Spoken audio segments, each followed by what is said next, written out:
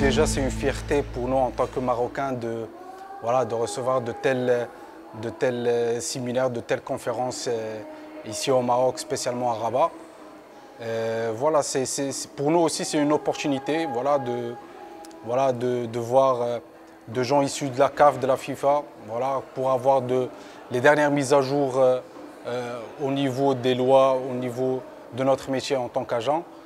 Et c'est aussi une opportunité d'échanger avec d'autres confrères, d'autres collègues, voilà, pour essayer toujours de développer le football africain, et puisqu'on est aussi des acteurs majeurs dans ce sport-là.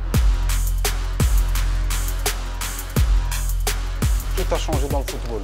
À un moment donné, si on devait revenir 10 ans avant ou 20 ans avant, et ce n'est pas, on va dire, les mêmes approches que vous avez avec un joueur. Aujourd'hui, tu dois faire le coach mental, tu dois faire l'accompagnateur, le conseiller, et voilà, essayer de mettre le joueur dans de bonnes conditions. Là où il y a eu un problème, c'est que lorsque la FIFA s'est retirée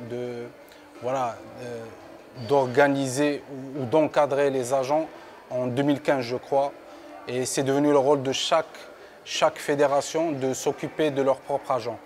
Je pense que c'était un petit déclic qui a fait que les vrais agents ont eu des répercussions qui étaient négatives vis-à-vis de leur notoriété, puisqu'il suffisait de payer un montant pour avoir l'agrément, et tu ne passais pas ni de test ni d'examen pour savoir si vous avez les aptitudes pour essayer d'accompagner un joueur. Donc après, aujourd'hui maintenant, la FIFA, depuis 2023, elle a rectifié le tir, on va dire un petit peu, avec l'obtention de l'agrément FIFA concernant les agents, notamment en passant un examen qui est on va dire, très difficile pour l'avoir. C'est l'auto-formation. Okay? Donc, c'est pas comme en Europe, il y a des universités ou bien des écoles, on va dire, spécialisées, ou bien qui te forment pour devenir un futur agent. Donc, ici au Maroc, par exemple, il n'y a que de l'auto-formation.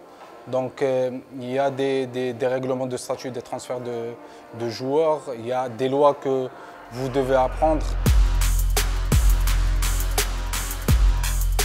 Cette immigration de joueurs marocains en Libye, c'est l'aspect financier qui est primordial pour eux.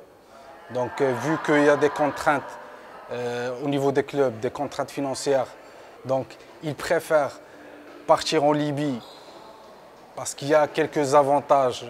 Il y a 50% de la prime signature que tu la prennes dans la signature, et il y a 50% avant la fin de saison. Donc pour eux, c'est une attraction financière.